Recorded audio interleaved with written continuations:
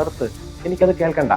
എനിക്ക് കേൾക്കേണ്ടത് എന്നെക്കുറിച്ച് എന്ത് ന്യൂനതയാണ് പറയുന്നത് എന്നാണ്. രാമായണത്തെ കുറിച്ച് ഇപ്പൊ പുതിയ തലമുറ ഉന്നയിക്കുന്ന ഏറ്റവും വലിയ ഒരു വിമർശനമായിട്ട് എനിക്ക് തോന്നിയിട്ടുള്ളത്, നമ്മൾ സമൂഹ മാധ്യമങ്ങളൊക്കെ എടുത്തു നോക്കുമ്പോൾ തന്റെ ധർമ്മപത്നിയെ സംശയിച്ച ആളാണ് ശ്രീരാമൻ. തന്റെ ധർമ്മപത്നിയുടെ ചാരിത്രത്തെ സംശയിച്ച ഒരാളാണ്. ഒരു നല്ല ഭർത്താവ് അങ്ങനെ ചെയ്യുമോ? അതിനുവേണ്ടി സ്വന്തം ഭാര്യയെ അഗ്നിയിലൂടെ നടത്താൻ തയ്യാറായി ശ്രീരാമൻ. അല്ലെങ്കിൽ ഇങ്ങനെയുള്ള ശ്രീരാമനെയാണോ നമ്മൾ ആരാധിക്കേണ്ടത് എന്ന് ചോദിക്കുന്ന. അപ്പൊ ശ്രീരാമസ്വാമി പറയും, അങ്ങനെ വഴിയൊന്നും ഒരുക്കണ്ട, സീതാദേവി അവരുടെ ഇടയിൽ കൂടെ നടന്നു വരട്ടെ എന്ന് പറയും. ഇന്നത്തെ കാലത്ത് അറിയപ്പെടുന്ന ഒരു ഗുണ്ട, നമുക്കിപ്പം കുറേ പേരുടെ പേര് പറയാൻ കാണും, അത് നമ്മുടെ ചാനലിൽ കൂടെ പറയാൻ പറ്റാത്തത് കൊണ്ട് അത് വേണ്ട. അങ്ങനെ കുറേ ഗുണ്ടകളുണ്ടാവും. ആ ഗുണ്ടകളുടെ കൂടെ ഒരു രാത്രി കഴിഞ്ഞിട്ട് വന്ന ഒരു സ്ത്രീ, ആഭാസൻ, ഏറ്റവും വൃത്തികെട്ടവൻ, അന്നത്തെ കാലത്ത് ജീവിച്ചിരുന്നതിൽ ഏറ്റവും ദുഷ്ടൻ, ആ ദുഷ്ടന്റെ കൂടെ കഴിഞ്ഞ ഈ സീതയെ ഒരു ലവലേശം ഉളുപ്പില്ലാതെ.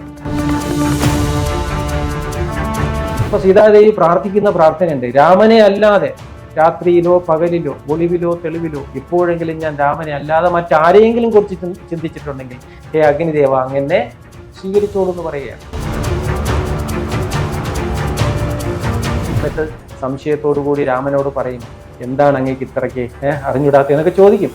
ആ ചോദ്യങ്ങളൊക്കെ ഉണ്ട്. അങ്ങനെ ചോദിക്കുമ്പോഴത്തേക്ക് രാമൻ പറയുന്നത്, എനിക്ക് സീതയാണ്, പക്ഷേ എൻ്റെ പ്രജകൾക്ക്. രാമന് ധാരാളം ചാരന്മാരുണ്ട്. അപ്പൊ അതിൽ പല ചാരന്മാരെയും പല ഭാഗത്തായിട്ട് അയക്കും. അപ്പോൾ ഒരു ചാരൻ, അദ്ദേഹത്തിന്റെ പേര് ഭദ്രൻ എന്നാണ്, അദ്ദേഹം പറയുന്നു, ഇതുപോലെ ജനങ്ങളുടെ ഇടയിൽ ഒരു സംസാരമുണ്ട്, പട്ടമഹിഷി. രാമായണത്തെ കുറിച്ച് ഇപ്പൊ പുതിയ തലമുറ ഉന്നയിക്കുന്ന ഏറ്റവും വലിയ ഒരു വിമർശനമായിട്ട് എനിക്ക് തോന്നിയിട്ടുള്ളത്, നമ്മൾ സമൂഹ മാധ്യമങ്ങളൊക്കെ എടുത്തു നോക്കുമ്പോൾ, പ്രത്യേകിച്ച് രാമായണ മാസത്തിൽ നമുക്ക് കാണാം, ഇപ്പോ ശ്രീരാമനാണ് മര്യാദാ പുരുഷോത്തമൻ, ഉത്തമനായ പുരുഷനാണ് ശ്രീരാമൻ എന്നാണ് പറയുന്നത്.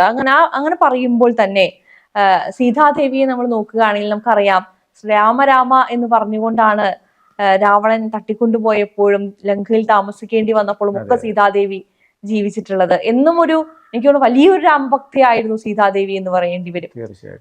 ആ സീതാദേവിയെ രാവണന്റെ അടുത്ത് നിന്ന് തിരിച്ചു കൊണ്ടുവന്ന ശേഷം തന്റെ ധർമ്മപത്നിയെ സംശയിച്ച ആളാണ് ശ്രീരാമൻ. തന്റെ ധർമ്മപത്നിയുടെ ചാരിത്രത്തെ സംശയിച്ച ഒരാളാണ്. ഏത് ഭർത്താവാണ് അങ്ങനെ ചെയ്യുക? ഒരു നല്ല ഭർത്താവ് അങ്ങനെ ചെയ്യുമോ? അതിനുവേണ്ടി സ്വന്തം ഭാര്യയെ അഗ്നിയിലൂടെ നടത്താൻ തയ്യാറായി ശ്രീരാമൻ.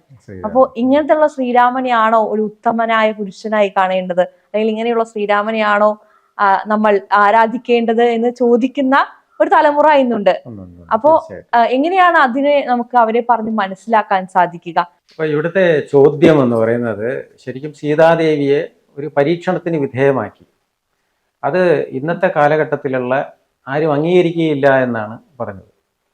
നമ്മളൊരു പ്രധാന കാര്യം, ഈ ധർമ്മ അധർമ്മങ്ങൾ തമ്മിലുള്ള ഒരു വ്യത്യാസം എന്താണെന്ന്, വളരെ ചെറിയ ഒരു നൂലിഴയുടെ വ്യത്യാസമേ ഉള്ളൂ. അത് തിരിച്ചറിയാൻ വളരെ പ്രയാസമാണ്. അതുകൊണ്ട് തന്നെ മഹാഭാരതത്തിൽ പറയും, അത് ഭീഷ്മർ പറയുന്ന ഒരു ഡയലോഗാണ്, ധർമ്മസ്യ തത്വം നിഹിതം ഗുഹായാം എന്ന് പറയുന്നത്. ധർമ്മത്തിന്റെ തത്വം ഏതോ ഒരു ഗുഹയിൽ പോയി ഒളിച്ചിരിക്കുന്നു എന്നാണ് അദ്ദേഹത്തിന്റെ അഭിപ്രായം. അപ്പോൾ അത് അങ്ങനെ ഒളിച്ചിരുന്നിട്ടൊന്നുമില്ല, നമ്മളതിനെ അപഗ്രഥനം ചെയ്ത് പഠിക്കുന്നതിൻ്റെ തകരാറ് കൊണ്ടാണ് സംഭവിക്കുന്നത്. ഇപ്പോൾ രാമായണത്തിൽ നേരത്തെ സൂചിപ്പിച്ചതുപോലെ ഇതിൻ്റെ അറ്റവും മൂലയും ഏതെങ്കിലും ഒരു ഭാഗമൊക്കെ വായിച്ചിട്ട് മാത്രമാണ് നമ്മൾ രാമനെ അങ്ങനെ വിലയിരുത്തുന്നത്. ഇപ്പൊ രാമനെ ആദ്യം പറയുന്നത് ധർമ്മമൂർത്തിയാണ് രാമൻ, ധർമ്മത്തിന്റെ മൂർത്തിയായിട്ടാണ് രാമനെ അവതരിപ്പിച്ചിരിക്കുന്നത്. അപ്പോഴത്തേക്കും ധർമ്മമൂർത്തിയായ രാമൻ എങ്ങനെ സീതാദേവിയെ സംശയിക്കാനാവും? അപ്പൊ അദ്ദേഹം ഒരിക്കലും സംശയിച്ചിട്ടില്ല. വാൽമീകി രാമായണം അനുസരിച്ച് രാമൻ സീതയെ സംശയിച്ചിട്ടേ ഇല്ല. അദ്ദേഹം പറയുന്നത് ഇതാണ്, അദ്ദേഹം പറയുന്നത്, എനിക്ക് സീതയെ വിശ്വാസമുണ്ട്, എനിക്ക് സീതയെ അറിയാം. അവർ പരസ്പരം മനസ്സിലാക്കിയവരാണ്. കാരണം നമ്മൾ മനസ്സിലാക്കേണ്ട മറ്റൊരു കാര്യം എന്ന് പറഞ്ഞു കഴിഞ്ഞാൽ 14 വർഷമാണ് ഇവർ കാട്ടിൽ വസിച്ചിരുന്നത്.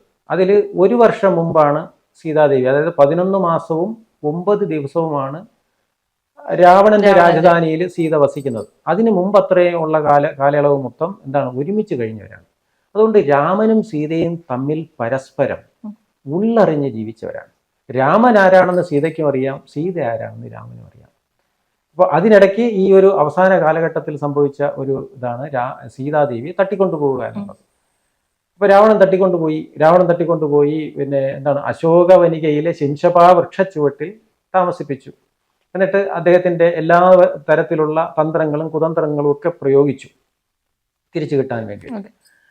അപ്പോ സീതാദേവിയെ നടന്നു വരുന്നത്, ഈ യുദ്ധം കഴിഞ്ഞതിന് ശേഷം സീതാദേവി രാക്ഷസന്മാരുടെ ഇടയിൽ കൂടെയാണ് നടന്നു വരുന്നത്. രാക്ഷസന്മാരുണ്ട്, കുറച്ച് രാക്ഷസന്മാരുണ്ട്, പിന്നെ വാനരന്മാരുണ്ട്. അപ്പൊ സാധാരണ ഒരു പിന്നെ വഴിയൊരുക്കി കൊടുക്കാൻ വേണ്ടിയിട്ട് നമ്മുടെ ഈ അംഗദനും ഹനുമാനും സുഗ്രീവനും ഒക്കെ ശ്രമിക്കുന്നുണ്ട്. അപ്പൊ ശ്രീരാമസ്വാമി പറയും അങ്ങനെ വഴിയൊന്നും ഒരുക്കണ്ട, സീതാദേവി അവരുടെ ഇടയിൽ കൂടെ നടന്നു വരട്ടെ എന്ന് പറയുകയാണ്. അപ്പൊ രാമന്റെ എന്താണ് സീതയെക്കുറിച്ചുള്ള ഒരു ധാരണ അദ്ദേഹത്തിന്റെ ഉള്ളിലുള്ളതുകൊണ്ട് ആ പറഞ്ഞ വാക്ക് തന്നെ. നമ്മളാണെങ്കിൽ ഇപ്പോൾ ഒരു പട്ടമഹിഷിയായിരിക്കുന്ന ആൾ വരണമെങ്കിൽ പല്ലക്കിൽ വരണം, എടുത്തുകൊണ്ടുവരണം, അല്ലെങ്കിൽ അപ്പോൾ വഴിമാറ് ഹോ എന്നൊക്കെ പറഞ്ഞ് വഴിമാറ്റിയൊക്കെയാണ് കൊണ്ടുവരിക. ഇതങ്ങനെ ഇടയിൽ കൂടെ വരട്ടെ എന്നാണ് രാമസ്വാമി പറയുന്നത്. അപ്പൊ രാമസ്വാമിക്ക് അറിയാം. അപ്പൊ നമ്മൾ ഒരു ഉദാഹരണം പറഞ്ഞു കഴിഞ്ഞാൽ, ഇന്നത്തെ കാലത്ത് നമ്മൾ ഈ ചോദ്യങ്ങൾ ചോദിക്കുന്ന, ഇപ്പോൾ അങ്ങ് ചോദിച്ച ചോദ്യത്തിന്റെ ചേതോ വികാരം എന്ന് പറയുന്നത് എന്താണ്? ഈ നമ്മുടെ നാട്ടിലുള്ള ഈ പുതിയ ആളുകൾക്ക് രാമായണത്തെ വിമർശിക്കാൻ അല്ലെങ്കിൽ രാമായണത്തിന് അടിക്കാൻ കിട്ടിയ ഒരു വടിയാണ്. അപ്പൊ അത് പരമാവധി അവർ പ്രയോജനപ്പെടുത്തുന്നുണ്ട്. അപ്പോ ഈ വിമർശിക്കുന്ന ആളുകളെ, ഇപ്പൊ അവരുടെ ഭാര്യയോ അല്ലെങ്കിൽ അവർക്ക് വേണ്ടി പിന്നെ എന്താണ് റെഡിയായിരിക്കുന്ന ഒരു പിന്നെ എന്താണ് ഒരു വുഡ്ബിയെയോ ഇതുപോലെ ഒരവസ്ഥയിൽ ഇന്നത്തെ കാലത്ത് അറിയപ്പെടുന്ന ഒരു ഗുണ്ട, നമുക്കിപ്പം കുറേ പേരുടെ പേര് പറയാൻ കാണും, അത് നമ്മുടെ ചാനലിൽ കൂടെ പറയാൻ പറ്റാത്തത് കൊണ്ട് അത് വേണ്ട. അങ്ങനെ കുറേ ഗുണ്ടകളുണ്ടാവും. ആ ഗുണ്ടകളുടെ കൂടെ ഒരു രാത്രി കഴിഞ്ഞിട്ട് വന്ന ഒരു സ്ത്രീയെ ഈ പറഞ്ഞ വിമർശകരുടെ ആരെങ്കിലും സ്വീകരിക്കും? ഇല്ല, സ്വീകരിക്കില്ല. ഇത് 11 മാസവും 9 ദിവസവും എവിടെയായിരുന്നു താമസം? രാവണന്റെ രാജധാനിയിലാണ്, അന്തപുരത്തിലെന്നായിരിക്കും ആളുകൾ വിചാരിച്ചിരിക്കുന്നത്. അന്ന് ഇത് പറഞ്ഞ പോലെ ലൈവ് ടെലികാസ്റ്റോ അല്ലേ, ഇതൊന്നും ഇല്ല. നമുക്കറിയാം സീതാദേവി ഇരിക്കുന്നു, അതാ കണ്ടോ എന്നൊന്നും ഇപ്പൊ പറഞ്ഞു കൊടുക്കാൻ വാർത്താ ചാനലുകളൊന്നും ഇല്ല. അപ്പൊ ആളുകൾക്ക് എന്ത് മാത്രമേ ഉള്ളൂ? കേട്ടറിവ് മാത്രമേ ഉള്ളൂ. പറഞ്ഞറിവും കേട്ടറിവും മാത്രമേ ഉള്ളൂ. ആ അറിവ് വെച്ചിട്ടാണ് അവർ ചിന്തിക്കുന്നത് എന്താണ്, സീതാദേവി ഇത്ര കാലം വരെ രാവണന്റെ രാജധാനിയിലായിരുന്നു. അപ്പൊ രാവണൻ ആരാണ്? മഹാവിടൻ, ആഭാസൻ, ഏറ്റവും വൃത്തികെട്ടവൻ, അന്നത്തെ കാലത്ത് ജീവിച്ചിരുന്നതിൽ ഏറ്റവും ദുഷ്ടൻ. ആ ദുഷ്ടന്റെ കൂടെ കഴിഞ്ഞ ഈ സീതയെ ഒരു ലവലേശം ഉളുപ്പില്ലാതെ രാമൻ വിളിച്ചുകൊണ്ട് അയോധ്യയിൽ വസിപ്പിച്ചല്ലോ എന്ന് ആളുകൾ എന്ത് പറയുമായിരുന്നു? അന്ന് അഗ്നി പരീക്ഷ നടത്തിയില്ലെങ്കിൽ പറയുമായിരുന്നു. അപ്പോൾ രാമൻ തന്നെ പറയുന്നത് എങ്ങനെയാണ്? പൗരജനങ്ങൾ സംശയിക്കും സീതയെ. എൻ്റെ സീതയെ പൗരജനങ്ങൾ സംശയിക്കാൻ പാടില്ല. അതുകൊണ്ട് എന്ത് ചെയ്യണം? അഗ്നിശുദ്ധി വേണം എന്ന് പറയുക. അപ്പൊ അഗ്നിശുദ്ധി എന്ന് പറയുന്നതും പ്രതീകമാണ്. ഒരിക്കലും ഒരാളെ തീയിൽ ചാടിച്ചതിന് ശേഷം തിരിച്ചതുപോലെ കൊണ്ടുവരില്ല. അതുകൊണ്ട് സഹിക്കാൻ പറ്റാത്തത് കൊണ്ടാണ് എഴുത്തച്ഛൻ എന്ത് ചെയ്തത്? മായാസീത എന്നുള്ള പ്രയോഗം വരുത്തിയത്. വാൽമീകി രാമായണത്തിൽ അങ്ങനെയില്ല. അഗ്നിദേവൻ കൊണ്ടു കൊടുക്കുകയാണ്, അഗ്നി ഒരുക്കാൻ പറയും. നല്ല രസമുള്ള ഒരു സന്ദർഭമാണ്. നമ്മൾ അവിടെയൊക്കെ വായിക്കുമ്പോൾ, വാൽമീകി രാമായണത്തിൽ വായിക്കുമ്പോൾ ലക്ഷ്മണൻ രാമനെ ക്രുദ്ധനായിട്ടാണ് നോക്കുന്നത്. അപ്പൊ രാമൻ ഒന്ന് ആംഗ്യം കാണിക്കുമെന്നാണ്, കണ്ണുകൊണ്ട് ആംഗ്യം കാണിക്കും. അപ്പൊ അതിനകത്ത് ഒരുപാട് അർത്ഥമുണ്ട്. ആ ഒരൊറ്റ വാക്ക് മതി നമുക്ക് രാമനെയും ലക്ഷ്മണനെയും വിലയിരുത്താൻ. അപ്പൊ പറഞ്ഞു എന്നാ ചെത ഒരുക്കട്ടെ എന്ന് പറഞ്ഞു. അപ്പൊ ലക്ഷ്മണനോടൻ തന്നെ അവിടെ ചെത ഒരുക്കുകയാണ്. അത് അഗ്നികുണ്ഡം ഒരുക്കുകയാണ്. അഗ്നികുണ്ഡം ഒരുക്കിയിട്ട് സീതാദേവി അതിലേക്ക് സമർപ്പിക്കുന്നു. ഇന്ന് നമുക്കറിയാം ഈ അടുത്ത കാലത്തൊക്കെ ഒരു സമീപ ഭൂതകാലത്തിലുള്ള രാജാക്കന്മാര് കുറ്റം തെളിയിക്കാൻ വേണ്ടിയിട്ട് എന്ത് ചെയ്യും? തിളച്ച വെള്ളത്തിൽ കൈമുക്കുക, അല്ലെങ്കിൽ അഗ്നിയിൽ മുക്കുക എന്നൊക്കെ പറയുന്ന ഒരു ഇതുണ്ട്. അപ്പൊ കത്തിയില്ലെങ്കിൽ ഇതാണ്, അതൊരു എന്താണ്, ഒരിക്കലും നമുക്ക് അതിനകത്ത് ഒരു യാഥാർത്ഥ്യം ഉണ്ടെന്ന് നമുക്ക് പറയാൻ പറ്റില്ല. പിന്നെ നമുക്കറിയാം അഗ്നിയിൽ ഇന്നിപ്പോ വടക്കോട്ടൊക്കെ ഉള്ള തെയ്യങ്ങൾ അവർ അഗ്നിയിൽ ചാടുന്നുണ്ട്. അവർക്ക് കാലിൽ പൊള്ളലേൽക്കുന്നില്ല. കനലാട്ടം പോലെയുള്ള കനലാട്ടമാണ്. അത് കഴിഞ്ഞിട്ട് ഈ കളിവടക്ക പോലത്തെ പലഹാരം നല്ല തിളച്ച എണ്ണയിൽ ഇങ്ങനെ കത്തിക്കിടക്കുന്നതിന് ഞാൻ പിന്നെ കളിയാട്ടം കണ്ടപ്പോ മുമ്പിൽ വന്ന ഈ തുള്ളുന്ന ആള് എടുത്തുകൊണ്ടും നമ്മുടെ കയ്യിൽ തരികയാണ്. നമുക്ക് കയ്യിൽ വാങ്ങിച്ചു കഴിഞ്ഞാൽ കൈ പൊള്ളിപ്പോകും. അപ്പൊ അഗ്നിയെ ജയിക്കാനുള്ള ഒരു കഴിവ് അവിടെ എങ്ങനെയോ നേടുന്നുണ്ട്. അപ്പൊ അത് ഒരാളിന്റെ ഉള്ളിലുള്ള ഒരു ഉറപ്പായിരിക്കണം. ആ ഉറപ്പ് കൊണ്ടായിരിക്കണം സീതാദേവിക്ക് ഒരു സംശയമില്ല. അപ്പൊ സീതാദേവി പ്രാർത്ഥിക്കുന്ന പ്രാർത്ഥനയുണ്ട്, രാമനെ അല്ലാതെ രാത്രിയിലോ പകലിലോ ഒളിവിലോ തെളിവിലോ എപ്പോഴെങ്കിലും ഞാൻ രാമനെ അല്ലാതെ മറ്റാരെയെങ്കിലും കുറിച്ച് ചിന്തിച്ചിട്ടുണ്ടെങ്കിൽ ഹേ അഗ്നിദേവ അങ്ങനെ സ്വീകരിച്ചോളൂ എന്ന് പറയുകയാണ്. അപ്പൊ അഗ്നിദേവൻ തന്നെ തിരിച്ച് സീതാദേവിയെ പട്ടുടയാടയോടുകൂടി അതേപോലെ പുഷ്പമാല്യങ്ങൾ വാടാതെ എന്നാണ് രാമായണത്തിലെ പ്രയോഗം. പുഷ്പമാല്യങ്ങളൊന്നും വാടാതെ തന്നെ തിരിച്ച് ഏൽപ്പിക്കുകയാണ്. ആരെ? രാമനെ ഏൽപ്പിക്കുകയാണ്. രാമ നീ ധൈര്യമായിട്ട് സീതാദേവിയെ സ്വീകരിച്ചു കൊണ്ടു. അപ്പോഴത്തേക്കും എല്ലാ ദേവന്മാരും വന്നിട്ട് സംശയത്തോടു കൂടി രാമനോട് പറയും, എന്താണ് അങ്ങേക്ക് ഇത്രയ്ക്ക് അറിഞ്ഞുകൂടാത്ത എന്നൊക്കെ ചോദിക്കും.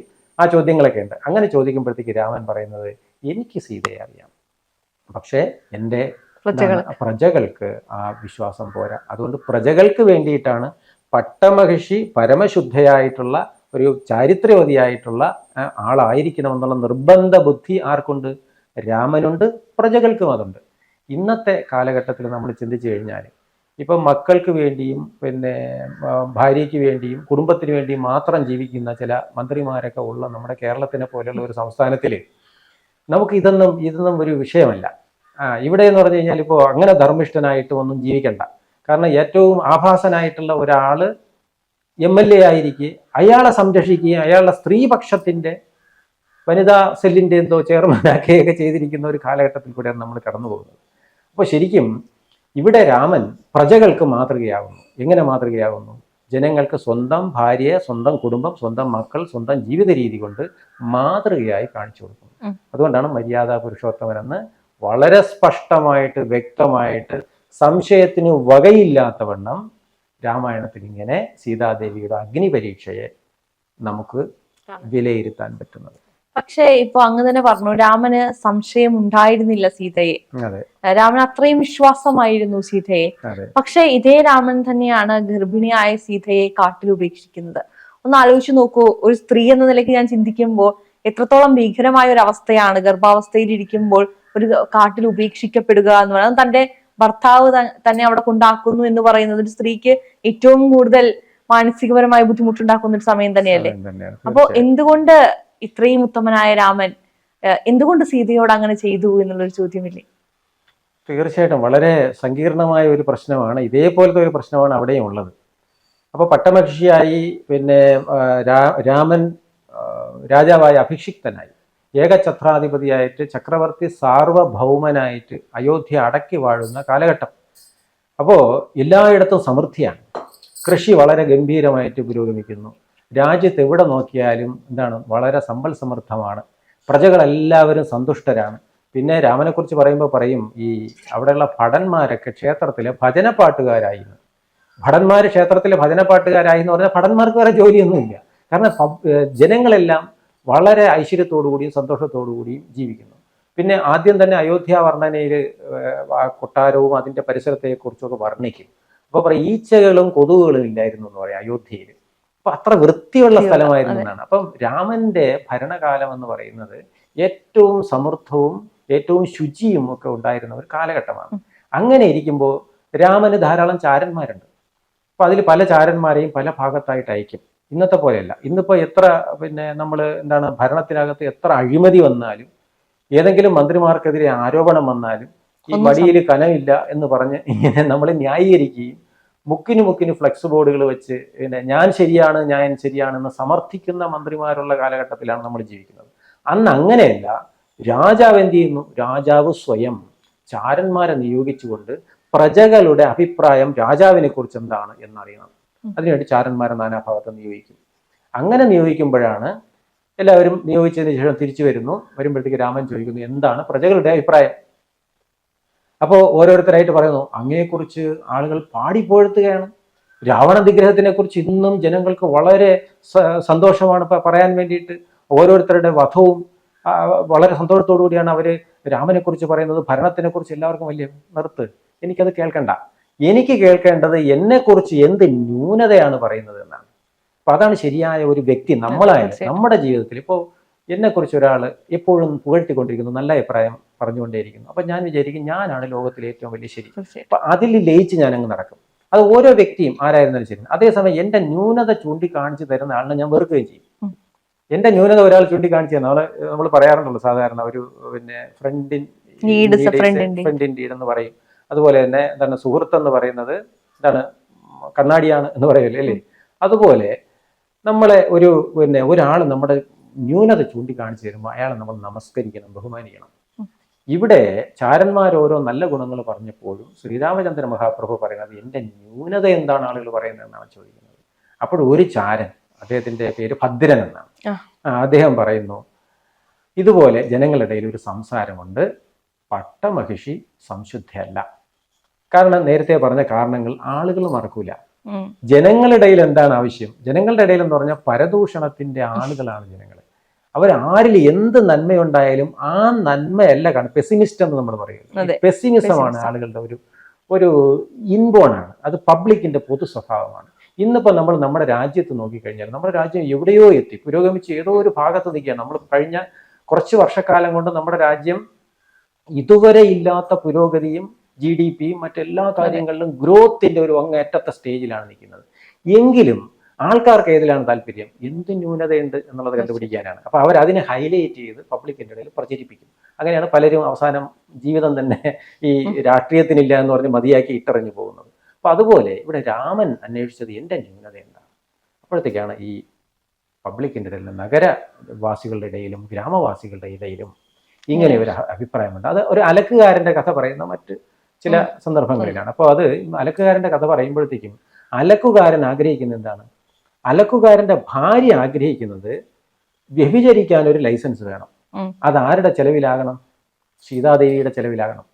അപ്പൊ ഇവിടെ കൊണ്ട് പാർപ്പിച്ചിരിക്കുന്ന കൊട്ടാരത്തിലിരിക്കുന്നത് രാവണന്റെ കൂടെ ഇത്രയും കാലം കഴിഞ്ഞവളല്ലേ അവിടെ ഇരിക്കുന്നത്, പിന്നെ എനിക്ക് എന്തുകൊണ്ടായിക്കൂടാ എന്നൊരു ചോദ്യം വന്നാൽ തീർച്ചയായിട്ടും ആ കുടുംബത്തിന്റെ കെട്ടുറപ്പിനെ അത് ബാധിക്കും. അത് തീർച്ചയായിട്ടും ബാധിക്കും. അപ്പോഴത്തേക്കും രാമന് ഇത് കാതിൽ കേട്ടപ്പോഴത്തേക്കും വലിയ കൂർത്തുമൂർത്ത ശരം നെഞ്ചിൽ വന്ന് തറയ്ക്കുന്നത് പോലെയാണ് രാമസ്വാമിക്ക് തോന്നിയത്. അടുത്ത ദിവസം വിളിക്കുകയാണ് ആരെ? അനുജന്മാരെല്ലാവരെയും വിളിക്കുന്നു. ഒരൊറ്റ കാര്യമേ പറഞ്ഞുള്ളൂ. എന്താണ്? സീതാദേവിക്ക് ഒരു ആഗ്രഹമുണ്ട്. എന്താണ് ആഗ്രഹം? പഴയ കാടൊക്കെ ഒന്ന് കാണണം. ആഗ്രഹം സാധിച്ചു കൊടുക്കുക, പക്ഷേ തിരിച്ചു കൊണ്ടുവരരുത്. അതിനെന്ത് പറയുന്നു? ലക്ഷ്മണനോട് പറയുകയാണ്, കൊണ്ട് കാട്ടിൽ ഉപേക്ഷിച്ചിട്ടിങ് വരിക. എൻ്റെ ഇത് പിന്നെ നിങ്ങളോട് ഞാൻ അഭിപ്രായമല്ല ചോദിക്കുന്നത്, എൻ്റെ ഉത്തരമാണ്.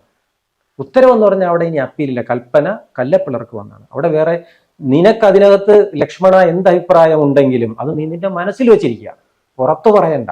എൻ്റെ കാലിൽ തൊട്ട് നീ സത്യം ചെയ്യുക, ഞാൻ പറയുന്ന കാര്യം കൃത്യമായിട്ട് ചെയ്യും എന്ന് പറഞ്ഞിട്ടാണ് ലക്ഷ്മണനെ ഏർപ്പാടാക്കുന്നതും.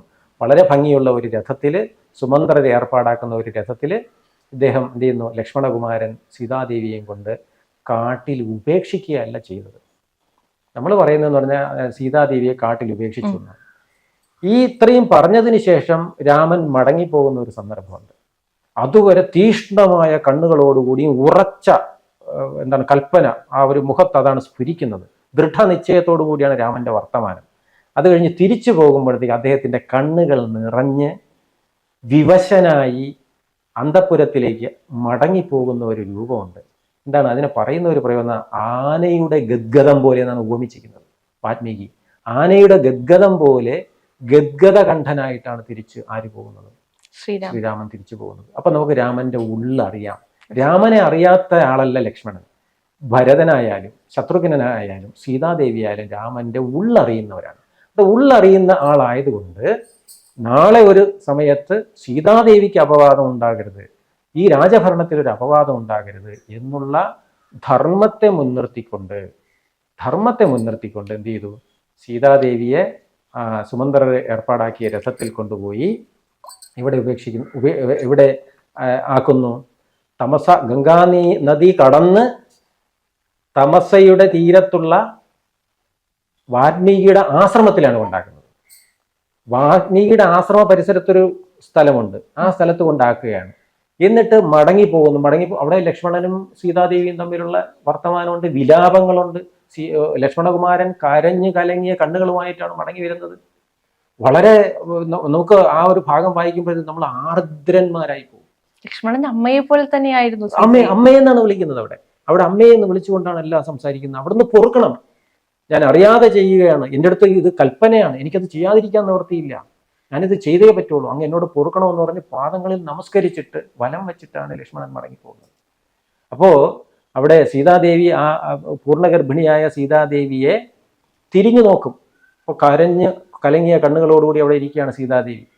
രണ്ട് മുനികുമാരന്മാർ വരുന്നു, ഇത് ചോദിക്കുന്നു. നേരെ ആരടുത്ത് പോകുന്നു? വാൽമീകിയുടെ അടുത്ത് പോകുന്നു. വാൽമീകി കുറച്ച് നിമിഷം ധ്യാനത്തിലിരിക്കുന്നു. വാൽമീകി കാര്യം മനസ്സിലാവുന്നു. എന്ത് കാര്യം? അതാണ് നമ്മൾ ത്രികാലജ്ഞൻ എന്നൊക്കെ പറയുന്നത്. എന്താണ്?